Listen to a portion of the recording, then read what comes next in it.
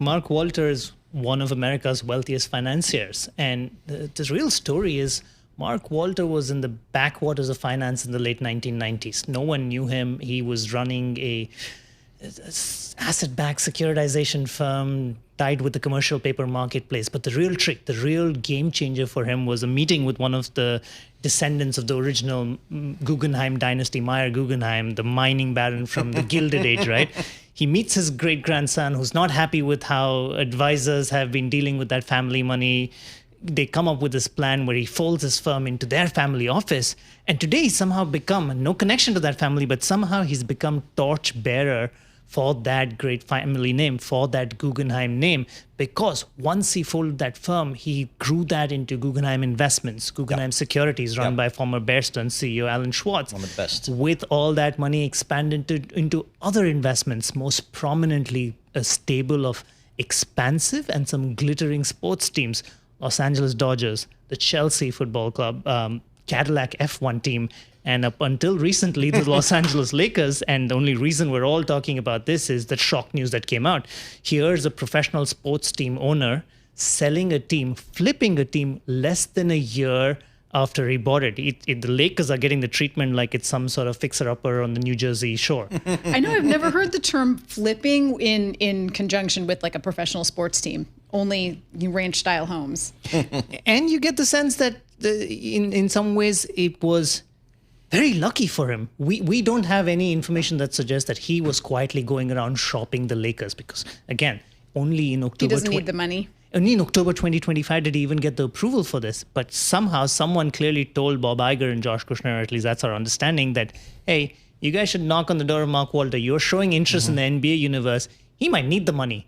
They go in there, they make an offer he can't refuse, and suddenly he's flipped the team for more than $2.5 billion, what he paid for less than a year ago, which is incredible in itself. As one finance executive put it to us, it feels like a lucrative fire sale. He's got a lot of money. It accelerates his bid to solve for the other problems in his financial empire. And that is why this is in the news. That is why we all want to talk about Mark Walter. Is in addition to the sports team, as we said, he also owns insurers. His whole model, almost a pioneer on Wall Street in some sense, was to take that sleepy, boring insurance money, deploy them in not just bonds and equities and treasuries out there, but go and find other more complex investments, whether that was to back his Dodgers purchase or some of the other pieces of his sprawling business universe. So do we know what the problems are at the insurance companies that have kind of started this whole thing? Right. And there was a filing from the insurance company that said, oops, we got a subpoena in February from the government and we did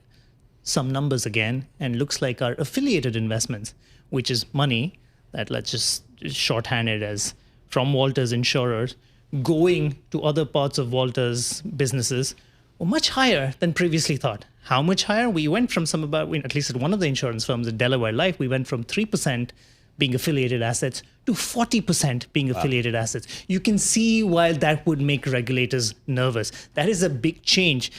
The sense here is, and that is what prosecutors and regulators are looking at, were third-party intermediaries use just to borrow the money and then channel them off to other parts of Walter's business without the insurance company or even the ratings firm having a true picture of where that money was going. And that's been the focus. That's why Walter, through his holding company TWG, is racing to cut back this high 40% rate of affiliated investments, presumably to make sure that regulators can get comfortable again with this remediation plan if they're able to do that. And that's why the sudden influx from the Lakers sale, when it happens, will be good.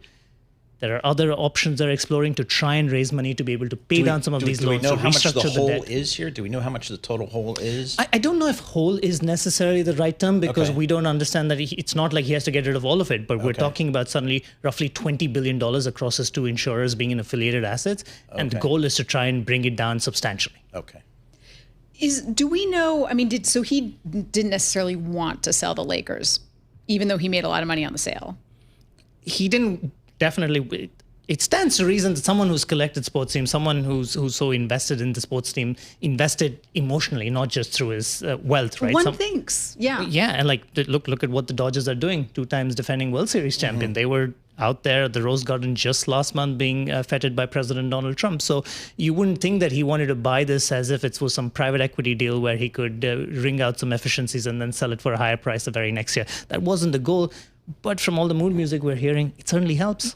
So there was some reporting, I think, last week where he had, Mr. Walter, discussed putting up Guggenheim securities, maybe either putting up for collateral or selling it or monetizing it somehow.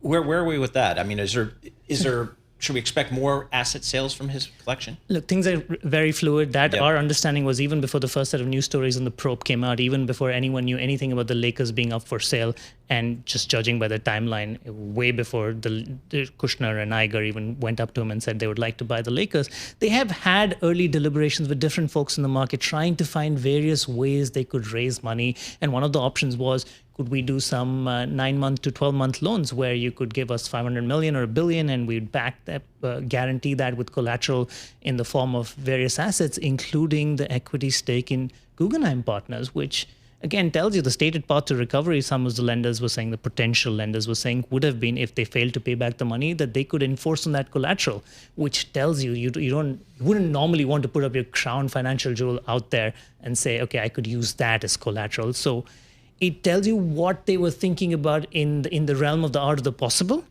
It is unclear whether that is still a live deal, but what is clear is they're exploring all options possible to make sure they get out of this insurance mess.